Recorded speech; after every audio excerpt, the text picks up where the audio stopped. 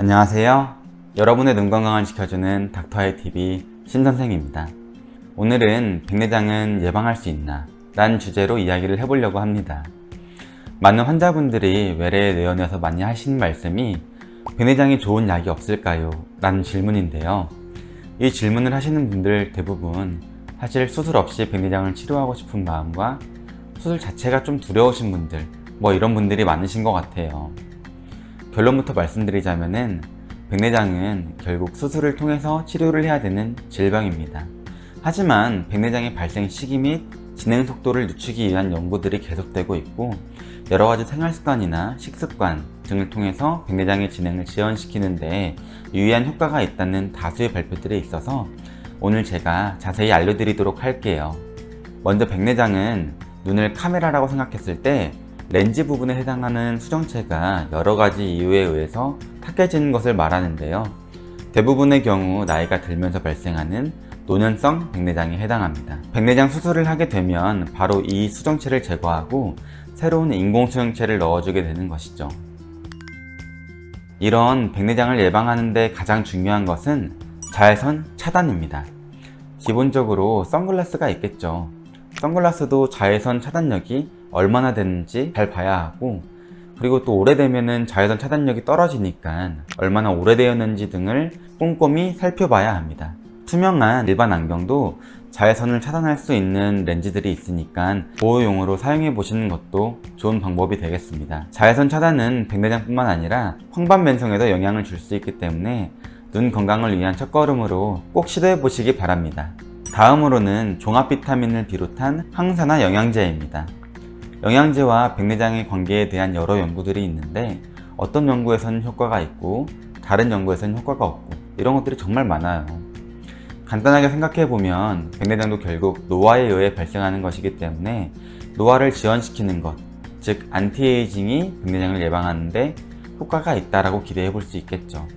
이런 안티에이징의 핵심은 조직을 파괴하는 활성산소의 발생을 줄여주는 것이고, 따라서 그 역할을 하는 항산화 물질들을 백내장 예방을 위해 사용해 볼 수 있겠습니다.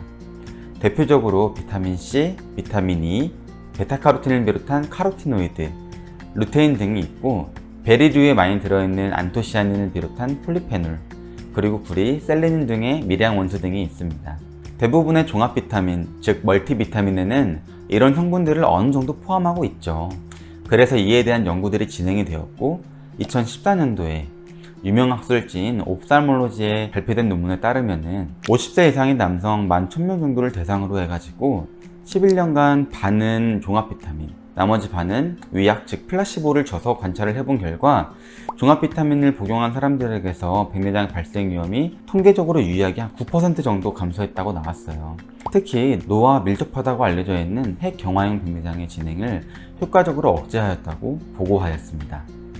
정리하자면 여러가지 항산화 영양물질을 함유하는 종합 비타민을 복용할 경우에는 엄청난 효과까지는 아니지만 백내장 억제에 도움이 될 수 있고, 사실 백내장뿐만 아니라 다른 전반적인 노화 현상을 억제하는 데도 도움이 되니까 종합 비타민 1개 정도는 챙겨 드시는 것을 추천드립니다. 그리고 노화와 관련된 백내장이 아닌 외부 충격에 의한 백내장이 발생할 수도 있는데, 특히 아토피 같은 그런 눈 주변 가려움증을 유발하는 그런 질환에서 너무 반복적으로 비비고 눈 주변을 퍽퍽 치는 이런 습관들을 가지신 분들이 있어요. 이런 장기간의 습관들은 눈에 백내장을 유발할 뿐만 아니라 망막에도 영향을 줘가지고 망막박리라고 하는 실명에 이를 수 있는 병에도 걸릴 수 있다는 걸 알고 계셔야 됩니다. 또 스테로이드의 장기 사용 역시 백내장을 유발할 수 있는데, 치료를 위해서 불가피한 사용이 이루어지더라도 정기적인 안과 검사는 반드시 필요하다고 말씀드릴 수 있겠습니다. 백내장을 조절하기 위해서 여러가지 약물 치료도 시도되고 있는데요. 백내장을 억제하는 주요 기전이 앞서 말씀드렸듯이 산화 스트레스를 줄여주는 것이라고 했잖아요. 이에 착안돼서 생긴된 안약이 바리땡땡이라고 알려져 있는 피레녹신, 그리고 포땡땡 등 여러 적품 형태로 판매되고 있는 요오드가 되겠습니다. 또 먹는 약으로는 흔히 벤다땡땡으로 알려져 있는 벤다작 라이신이 있습니다. 보통 흡연을 하거나 심한 탈수, 신부전 등의 상황에서 이소시안산이라고 하는 물질이 생성이 돼가지고 우리 몸에 있는 단백질의 변성을 유발하는데, 우리 눈의 수정체 단백질에도 작용을 해가지고 백내장을 유발할 수 있는 원인으로 지목이 되고 있어요. 벤다작 라이신은 이런 변성을 억제하는 역할을 해가지고 백내장의 진행을 조금이라도 늦춰주는 목적으로 현재 처방이 되고 있습니다. 물론 이 약을 복용하기 앞서서 당연히 금연을 하는 것이 백내장 진행 예방에 당연히 도움이 되겠죠.